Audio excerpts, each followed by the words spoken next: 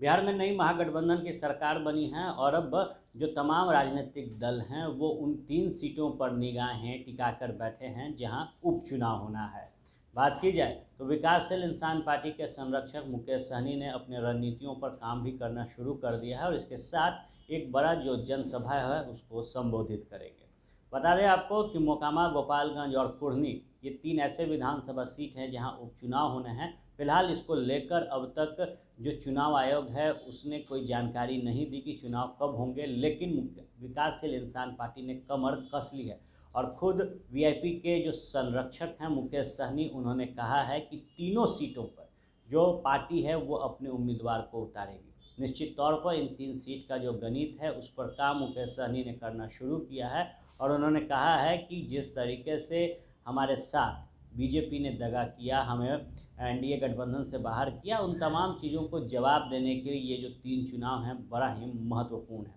मुकेश सहनी आगे कहते हैं कि फिलहाल वो पार्टी के विस्तार में लगे हुए हैं और बिहार, झारखंड समेत उत्तर प्रदेश में पार्टी के विस्तार और संगठन को मजबूत कैसे किया जाए इसको लेकर काम किया जा रहा है। इसके साथ ही मुकेश सहनी ने बड़ा जो ऐलान है वो कर दिया है और जो 3 सीटों पर चुनाव होने हैं उसका बिगुल मुकेश सहनी 14 सितंबर को फूंकने जा रहे हैं। ये बिगुल एक बड़ी जनसभा को लेकर होगा जो कुढ़नी से शुरू होगा। तो निश्चित तौर पर जहां तमाम राजनीतिक दल इन 3 सीटों पर हो रहे उपचुनाव को लेकर अपनी रणनीतियों पर काम कर रहा है, वहीं मुकेश सहनी ने इन 3 सीटों पर हो रहे चुनाव से पहले अपनी रणनीति साफ कर दी है और कहा है कि मजबूती से हम इन 3 सीटों पर चुनाव लड़ेंगे। मुकेश सहनी ने यह साफ तौर पे कहा है कि हमारी पार्टी सिर्फ चुनाव लड़ने का ही काम नहीं करेगी, बल्कि हम जीत के मकसद से चुनावी मैदान में होंगे और जो उम्मीदवार चुनावी मैदान में होंगे वो जीत कर विकासशील इंसान पार्टी की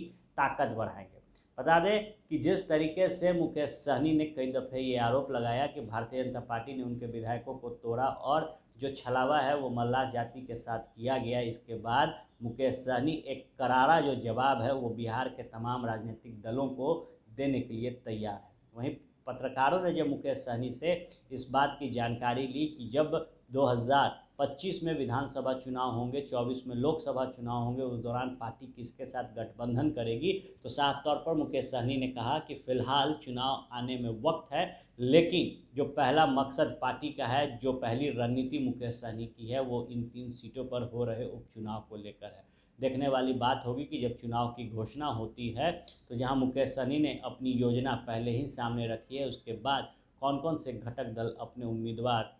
इन तीनों विधानसभा क्षेत्रों में देते हैं, क्योंकि निगाहें मोकामा, कुढ़नी और गोपालगंज के सीट पर होगी, क्योंकि ये ऐसे सीट हैं जिसको लेकर अब नए सियासी जो गणित बिहार में तैयार हुआ है, जो गठबंधन बना है उसमें कई दफ़े पेंच भी फंसता नज़र आ सकता है।